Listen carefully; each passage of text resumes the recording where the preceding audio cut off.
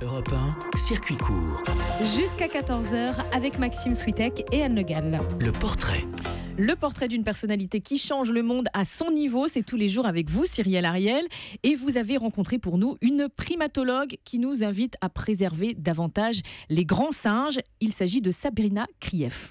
Oui, cette vétérinaire de formation, cheveux courts, souriante et douce, étudie depuis près de 20 ans les 6 espèces de grands singes et plus particulièrement le chimpanzé.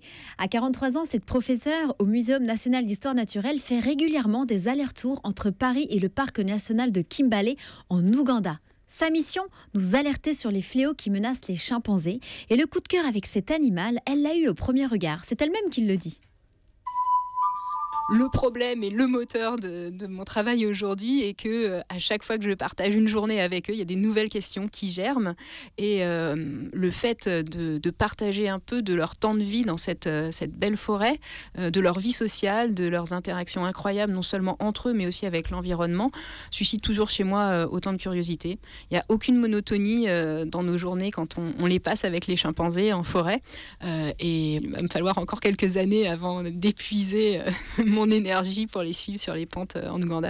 Et alors, après toutes ces années de recherche, quelle découverte a-t-elle faite ? Et bien justement, après ces 20 années d'études sur notre plus proche cousin, je le rappelle, avec lequel nous partageons 99% de notre ADN, on découvre que le chimpanzé danse. Et oui, mais aussi qu'il s'automédicamente.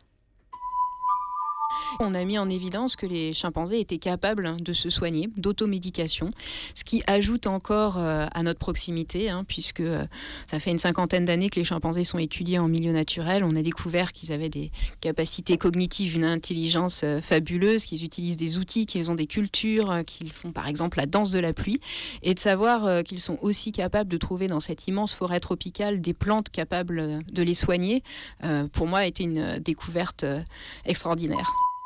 Pour terminer, je vous fais partager le message que Sabrina Krief nous adresse à tous. Si on n'est pas capable de sauver nos plus proches parents, serons-nous capables un jour de sauver d'autres espèces beaucoup plus lointaines de nous ? Et Sabrina Krief a publié récemment un livre, Le chimpanzé des monts de la Lune. C'est aux éditions Belin Muséum. Europe.